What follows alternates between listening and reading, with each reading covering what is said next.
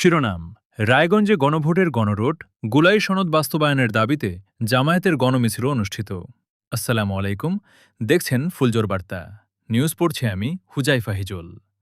কেন্দ্রীয় কর্মসূচির অংশ হিসেবে গণভোটের গণরোয় ও জুলাই সনদ বাস্তবায়নের দাবিতে সিরাজগঞ্জের রায়গঞ্জে গণমিছিল করেছে বাংলাদেশ জামায়াতে ইসলামী রায়গঞ্জ উপজেলা শাখা। শনিবার ১ আগস্ট বিকেল ৫টায় রায়গঞ্জ পৌর এলাকার পল্লী বিদ্যুৎ মোড় থেকে গণমিছিলটি শুরু হয়ে পৌর বাসস্ট্যান্ড চত্বরে গিয়ে সংক্ষিপ্ত সমাবেশের মাধ্যমে শেষ হয়। এ সময় দলীয় নেতাকর্মী ও সমর্থকরা বিভিন্ন স্লোগানে মুখর হয়ে কর্মসূচিতে অংশ নেন। সমাবেশে সভাপতিত্ব করেন রায়গঞ্জ উপজেলা জামায়াতের আমির বর্ষিয়ান জননেতা মোহাম্মদ আলী মর্তুজা। অনুষ্ঠান পরিচালনা করেন উপজেলা সেক্রেটারি এস.এম. মনসুর আলী। প্রধান অতিথির বক্তব্যে জামায়াতের কেন্দ্রীয় কর্মপরিষদের অন্যতম সদস্য প্রফেসর শায়েখ ডাক্তার মাওলানা আব্দুস সামাদ গণভোটের গণরোয় ও জুলাই সনদ বাস্তবায়নের দাবি তুলে ধরে সংশ্লিষ্টদের প্রয়োজনীয় উদ্যোগ গ্রহণের আহ্বান জানান।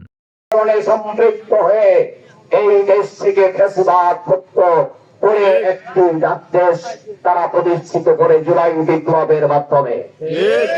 সুতরাং জুলাই বিপ্লবের মেসেজ ছিল পতনের পরে সমস্ত।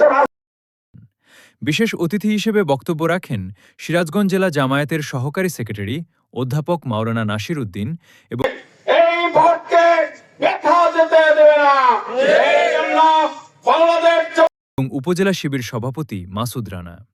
এ সময় আরও উপস্থিত ছিলেন রায়গঞ্জ উপজেলা জামায়াতের সাবেক আমির মাওলানা রুহুল আমিন জিহাদি, উপজেলা অফিস সম্পাদক জাকারিয়া হোসেন, উপজেলা কর্মপরিষদ সদস্য খোরশেদ আলম, গোলাম আজম, মাওলানা আব্দুল আলী, উপজেলা শ্রমিক কল্যাণ ফেডারেশনের সভাপতি ডাক্তার কামরুল ইসলাম, যুব ও ক্রীড়া বিভাগের সভাপতি মোহাম্মদ সুমন আহমেদ, পৌর আমির আলহাজ হোসেন আলী সহ উপজেলা ও পৌর শাখার বিভিন্ন পর্যায়ের নেতৃবৃন্দ।